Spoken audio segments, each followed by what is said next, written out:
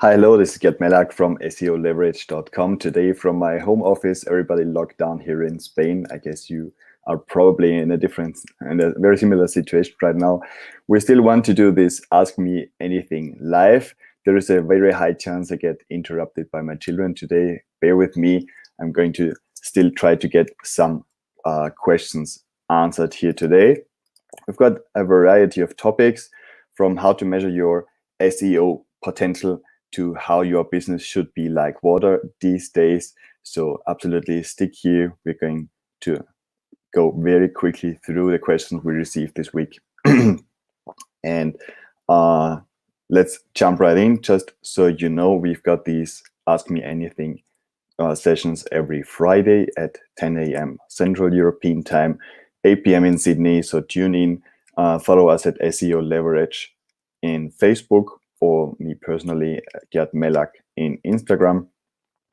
And just so you get heads up when the next call is coming up. Whenever you have any questions, direct them to support@seoleverage.com. My team is collecting the questions, hands them over to me for the weekly calls so we can prepare for them in advance. And in general, if you're interested in SEO, check out our top 10 tips ebook you can download for free from our website. Get some additional insights and especially actionable insights for how to improve your SEO. The first question is, how many clicks am I going to get once I get a certain ranking? This is a question we get very often because it's obviously tied to the return on investment of SEO. In SEO, however, it's not as easy to answer or as easy to make a projection as it might be in other platforms or paid search, PPC campaigns on social media, etc. Because we've got very different queries in Google bringing up a very different search result. Just think, for example, you have a search with a local intent, meaning order pizza online is going to bring up local results, and whenever there is a local result, Google is going to add different components to the page, to the search results pages, which are going to catch users' attention, and the number of clicks an organic search result is going to get on this page are going down drastically. Whereas if you have a result where there are 10 results, a search which comes with 10 results directly, click-through rates are going to be higher. So there are a huge amount of factors or elements influencing the number of clicks that can be received from a search result. And even if you are trying to position your site within a certain niche, for a certain topic, the different angles about this topic are going to also differ the amount of clicks you can get, even if you have talk about the same positioning on page one. So SEO, we need to view as a long-term game.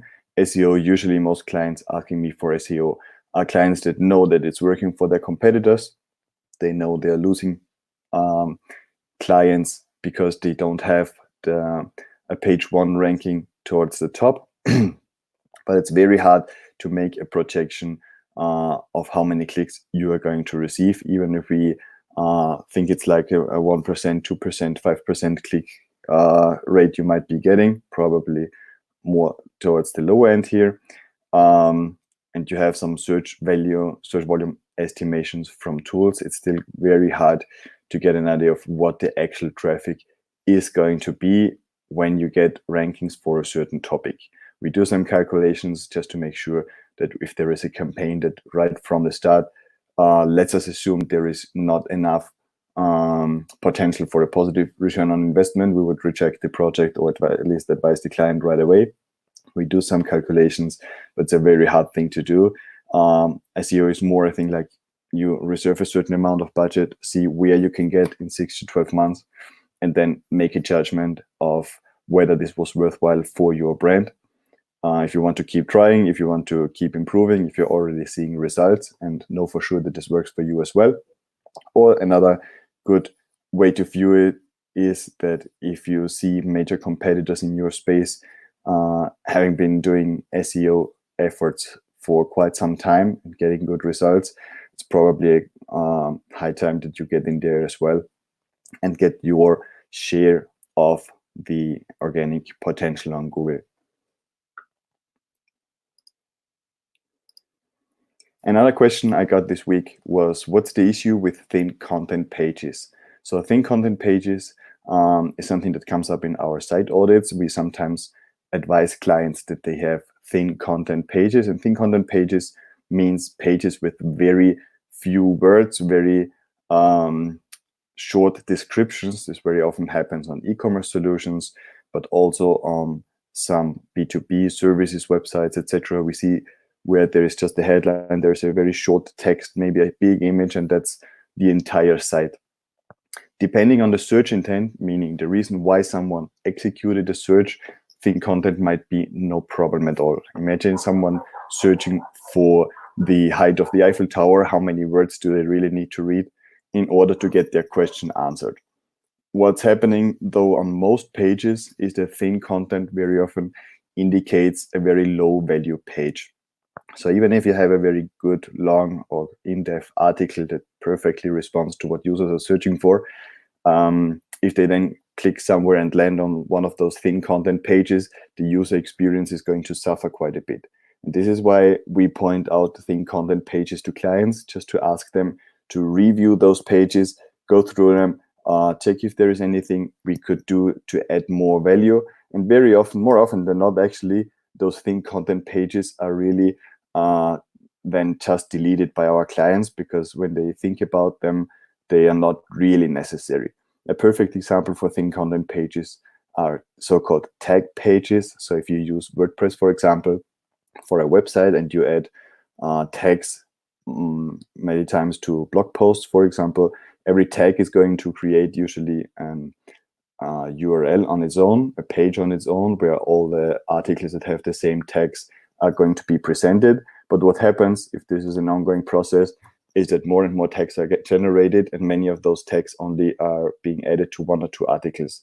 So if you then open the tag page, it's just one introduction of one article showing there, the rest of the page is blank. And then the whole page on its own doesn't add any value for users. It's not going to rank for anything and can really just be deleted or forwarded to another more high value URL.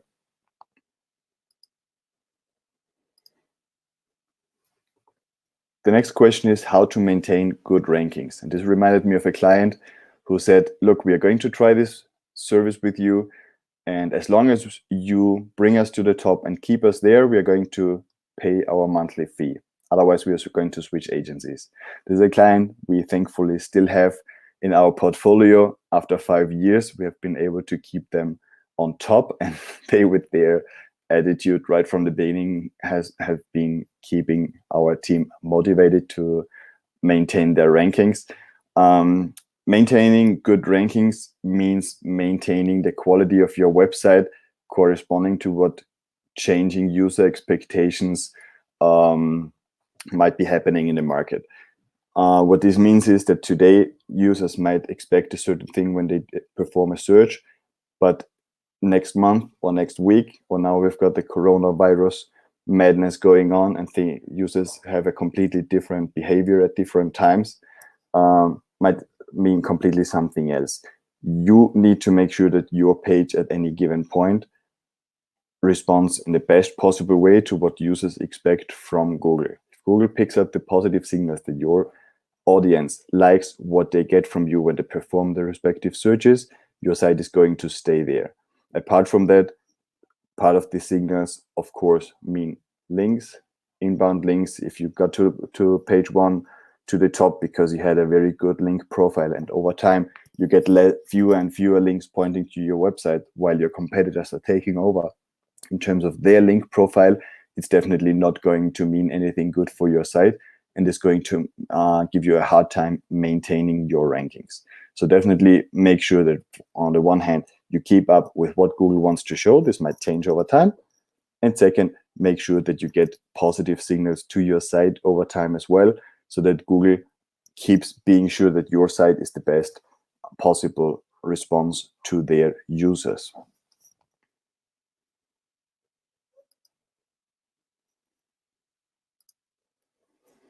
Another question we got, and this is really due to the coronavirus thing that's going on right now, is how to adapt the business to changing circumstances. And this is why I was reminded to the phrase "be like water," because water is going to adapt to whatever situation that presents itself to it. I think in order to have a business as stable as possible, it needs to be able to adapt. And it's easier to adapt if you're not single source dependent, if you're not depending on one kind of product in one kind of niche in one country or even in one city, as many businesses are. For us, it was a very big step to go international, to stop offering our services just in Austria and then in Spain, for example.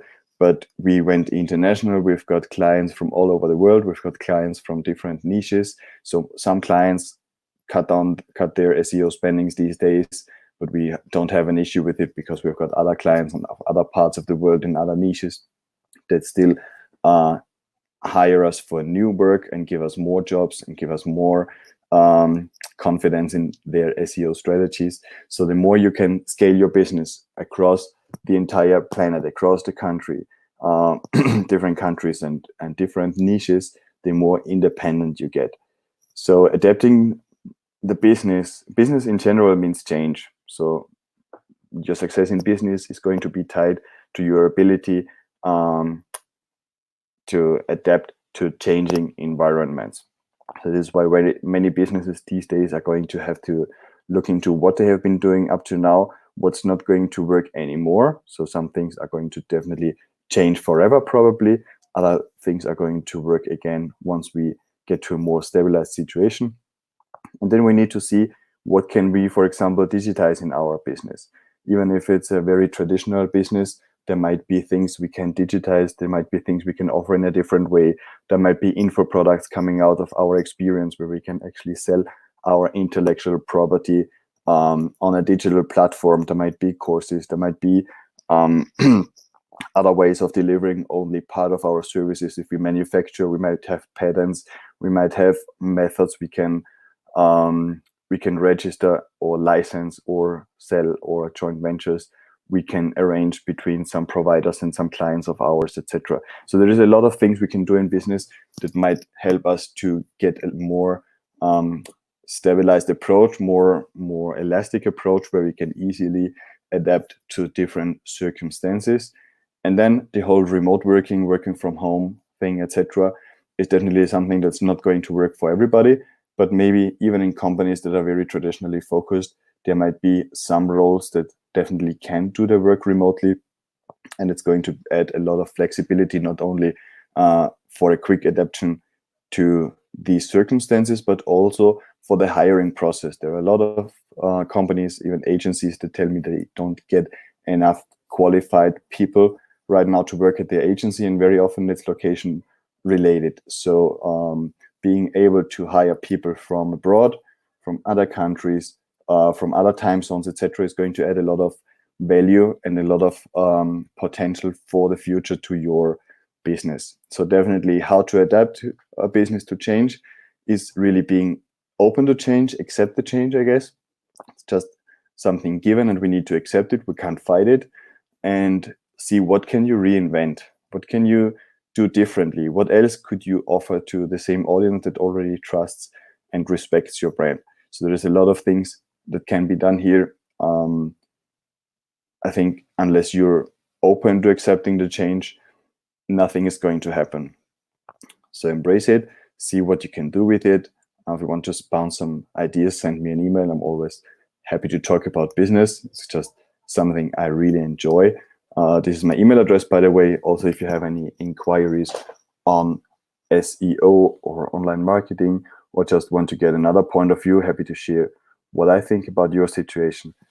And yeah, one of the things you might want to look into is getting a quick audit on your site. If you haven't done any SEO or you want to know where your site is in terms of SEO, check out SEOleverage.com.